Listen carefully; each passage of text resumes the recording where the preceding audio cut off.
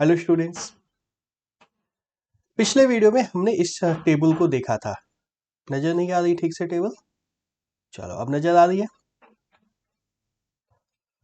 बहुत लंबी C complex सी table है।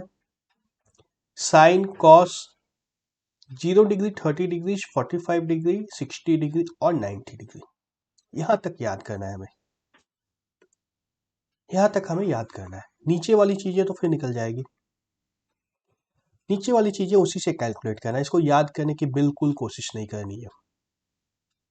कंफ्यूज हो गएगा। नीचे याद करने की कोशिश करोगे अभी तो कंफ्यूज हो गए। एग्जाम बहुत नजदीक आ चुका है। अगर याद हो चुका है बहुत अच्छी बात है।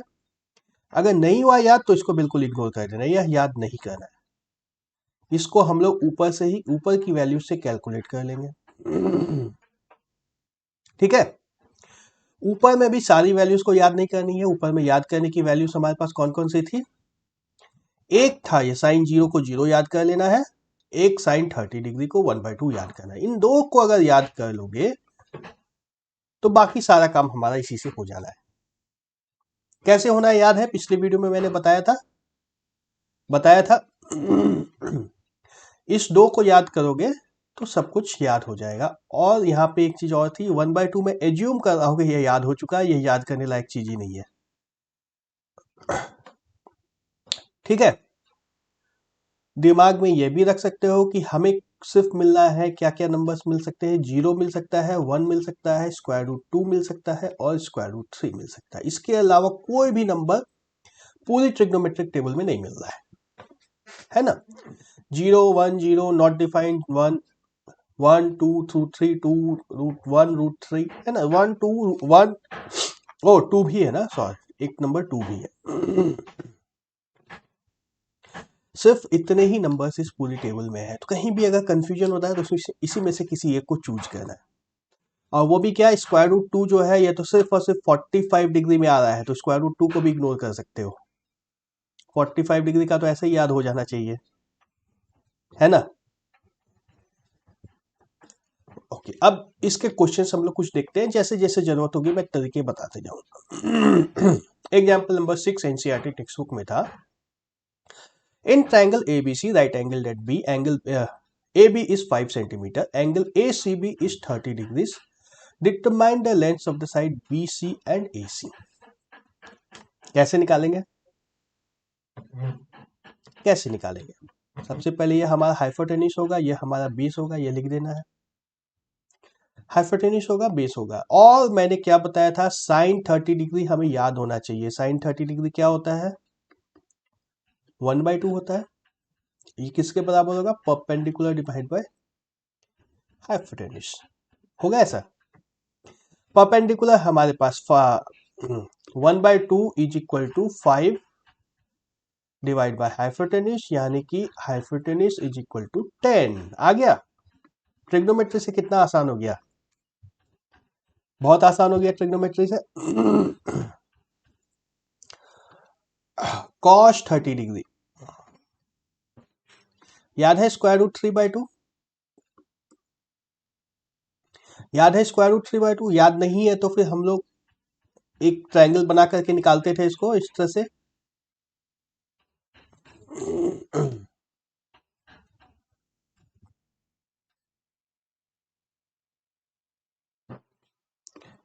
क्या करते थे, इसका लेंथ को 1 लेते थे, इसका लेंथ 1/2 आता था और यह √3/2 आता था। याद आ रहा है? नहीं आ रहा है? चलो बना देता हूं मैं फिर से ट्रायंगल। हमारा स्टार्टिंग पॉइंट होता था एक equilateral triangle.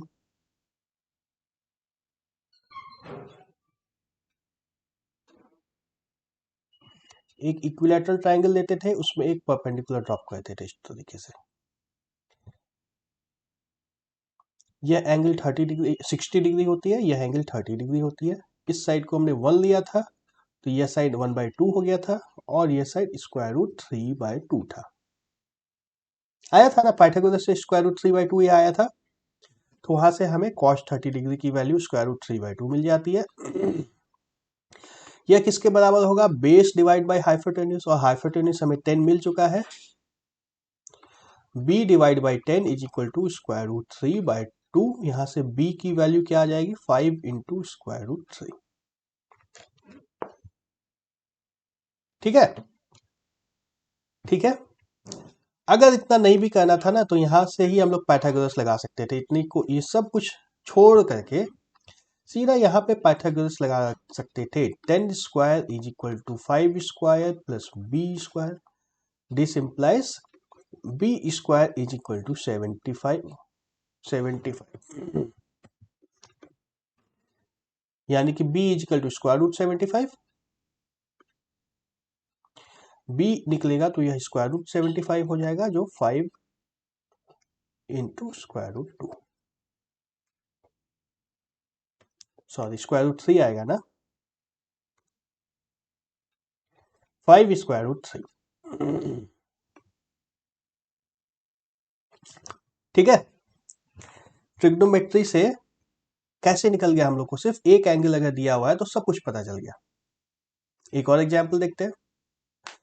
In triangle PQR, right angle at Q, PQ is 3, PR is 6 centimetre, determine angle QPR, QPR यह एंगल निकालनी है और PQR यह एंगल निकालनी है। इसको करने के लिए एंगल PQR की बात करें अगर, QPR एंगल QPR, चलो इसको थीटा मान लेते हैं थोड़ी देर के लिए, थीटा है ना, QPR हमारा थीटा है। इस थीटा के लिए हमें क्या क्या दिया गया है, हाइपोटेन्यूस दिया है और बेस दिया है, याद आ रहा है, हाइपोटेन्यूस और बेस दिया है। Base by hypotenuse is equal to cos theta, जो कितना हो जाएगा 3/6 इज इक्वल टू 1/2। ठीक है, अब कॉस थीटा 1/2 आ गया है, कॉस थीटा 1/2 आ गया है, किसका होता है मान लो थोड़ी देर के लिए मुझे नहीं पता है। ठीक है ना, कॉस थीटा 1/2 है, हमें नहीं पता है किसका वैल्यू 1/2 होता है, इसको भी निकाल देते थोड़ा पहले, इसको देखो। अब ये क्या होगा, ये हाइपोटेन्यूस तो रहेगा ही, ये साइड परपेंडिकुलर हो जाएगी, हमें परपेंडिकुलर बाय हाइपोटेन्यूस दिया है यहाँ पे, is equal to sine theta दिया है, साइन थीटा कितना होगा 3/6 इज इक्वल टू 1/2। अब याद आ रहा है यहाँ पे मैंने बताया था, थीटा नहीं यहाँ पे एक्स आएगा, एक्स, साइन एक्स की वैल्यू 1/2 होती है, मैंने बोला था ना zero, sine zero is zero याद रखना है, sine zero is equal to 0 और sine 30 degree is equal to 1/2, यह याद रखना है। तो यहाँ पे आ गया ये x is equal to 30 degree आ गया। अब जब ये 30 डिग्री पता चल गया या 90 डिग्री है ही, तो ये 60 डिग्री आ गया, आ गया। चलो वैसे नहीं भी निकालोगे तो ऐसे भी निकाल सकते हो, टेबल फिर से हमें बनानी होगी। अब यहाँ पे टेबल हमें बनानी होगी किसकी, 30 डिग्री और 60 डिग्री की, sine cos 30 degree 60 degree, sine 30 degree half हमें पता है, पता है, और कॉस का क्या हो जाएगा, तो स्क्वायर रूट 3/2, और ये ऐसे डायगनली मैच हो जाता था, कॉस 60 डिग्री 1/2 हो जाएगा, साइन 60 डिग्री स्क्वायर रूट 3/2 हो जाएगा। ये 1/2 जो है ये तो याद रखना होगा, 30 डिग्री इजिकल टू 1/2, ये अगर याद है तो उससे डायगनली यह मिल गया, और स्क्वायर रूट 3/2 यहां से ये मिल गया। ये स्क्वायर रूट 3/2 कैलकुलेट करने का एक और तरीका मैं बताऊंगा आगे, अभी थोड़ी देर के लिए इसको रहने दो, यहीं पे रहने दो, तो आगे मैं एक और तरीका बताऊंगा। तो यदि sine 30 degree equal to half हमें पता है तो हमारा सारा काम बन गया है, बन रहा है ना। इतनी बड़ी टेबल है, उसमें से सिर्फ एक वैल्यू अगर याद है, sine 30 degree is equal to half, कितना काम हो जाएगा। क्वेश्चन 8 देखो, if sine a minus B equal to half, cos a plus B is equal to half, 0 degree is less than a plus B is less than equal to 90 degree, a is greater than b, find a and b। बहुत complex कुछ दिया हुआ है, कोई बात नहीं। देखो हमें यहाँ पे दिया साइन a माइनस बी और यहाँ cos a minus a plus B दिया है, ठीक है ना। a माइनस बी को थोड़ी देर के लिए x मान लो, a प्लस बी को थोड़ी देर के लिए y मान लो, तब हमें क्या दिया है, sine x is equal to 1/2, और साइन एक्स इक्वल टू 1/2 मतलब x is equal to 30 degrees, और क्या दिया है, cos y is equal to 1/2। अभी हमने देखा था साइन एक्स की जो वैल्यू है वही कॉस 60 है, साइन 30 जो है वही कॉस 60 भी होता है, और वही सेम वैल्यू है 1/2। यहां से हमें क्या मिल गया, y is equal to 60 degrees. ठीक है, बहुत आराम से ये सब तो मिल गया, x की वैल्यू मिल गई, y की वैल्यू मिल गई, लेकिन हमें निकालना क्या है, a एंड b। तो अब हमें क्या दिया है, a minus B is equal to 30 degrees, a plus B is equal to 60 degree. Linear equation in two variables बन गया, a is equal to 45 degrees, b is equal to 15 degrees. इसको solve करना, मैं तो इसको सॉल्व करना तो नहीं बताना है ना, यहां तक जब आ गए इसके बाद इसको सॉल्व करना तो नहीं बताना है, चलो बता देता हूं, दोनों को ऐड करो, 2a is equal to 90 degrees, यहां से क्या आ गया, a is equal to 45 degree, a की वैल्यू 45 आ गई तो फिर b की वैल्यू 15 भी आ जाएगी। आ गया ये आंसर। टेबल, ट्रिग्नोमेट्री की जो टेबल है, वैल्यूज की इतनी लंबी चौड़ी सी जो टेबल है, उससे घबराना नहीं है, कॉन्फिडेंट रहोगे तो आ जाएगा, इतना मुश्किल नहीं है। एक्सरसाइज 8.2 आ गया,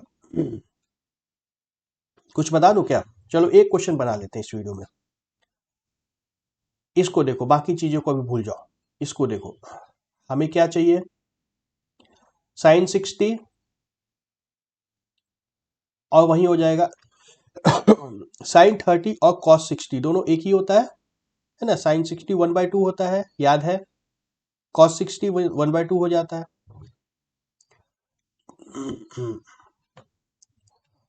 और साइन 60 √3/2 होगा, कॉस 30 भी √3/2 होगा, याद आ रहा है ना। तो पहला क्वेश्चन क्या हो गया, √3/2 इंटू √3/2 प्लस 1/2 प्लस इंटू 1/2, यानी कि 3/4 प्लस 1/4 इज इक्वल टू 1। इसका आंसर 1 आ गया, क्लीन करके आंसर लिख देता हूं मैं सिर्फ, इसका आंसर आ गया इज इक्वल टू 1। दूसरा क्वेश्चन देखें, tan स्क्वायर 45 डिग्री, यह 1 होता है, याद है tan 45 डिग्री 1 होता है, याद है ना। cos 60, देखो अब ये दो चीज को यहां पे याद रखना होगा, cos 30 degree is equal to sine 60 degree is equal to √3/2, और sine 30 degree is equal to cos 60 degree is equal to 1/2। तो cos 30 डिग्री कितना है, √3/2, और sine square 60 degree, sine 60 degree √3/2। तो इसका आंसर क्या हो गया, 2 इन, यहां पे लिख देता हूं मैं, 2 into 1 plus cos square 30 degree, यानी कि √3/2 का square, minus sine square 60 degree, sine 60 degree यहां देख रहे हो, यह भी √3/2 है, √3/2 पूरे का स्क्वायर, ये दोनों कैंसिल हो जाएगा, तो आंसर हमारा क्या आ गया, 2। सिंपल, घबराना नहीं है, अगर वैल्यूज नहीं याद है तो आराम से टेबल को देखो, ये टेबल जो थी उसको क्लीन कर दो फिर से, इस टेबल को बार बार रेफर कर सकते हो और जब भी इस टेबल को रेफर करो कोशिश करो कैसे कैलकुलेट किए हैं, इतनी दूर तक याद रखना है, मैं बार बार बता रहा हूं, इतना ही याद रखना है, इसके बाद सारा कुछ कैलकुलेट किया जा सकता है। इस टेबल का सिर्फ एक कोना याद होगा ना तो सब कुछ निकल जाएगा फिर। नेक्स्ट क्वेश्चन को देखते, cos 45 डिग्री, cos 45 डिग्री तो 1/√2 होता है,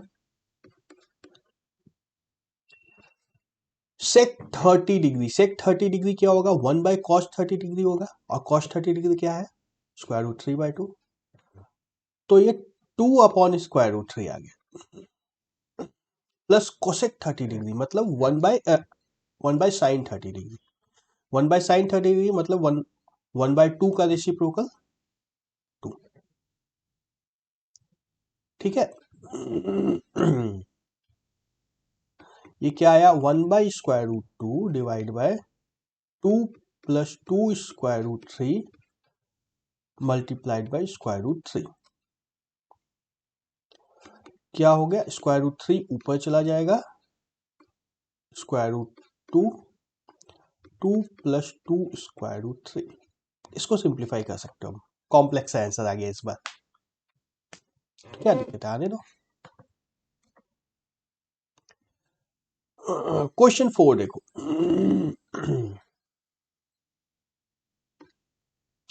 sin 30 degree 1/2, tan 45 degree 1, cosec 60 degree यानी कि 1/sin 60 डिग्री। ये क्या हो जाएगा, √3/2,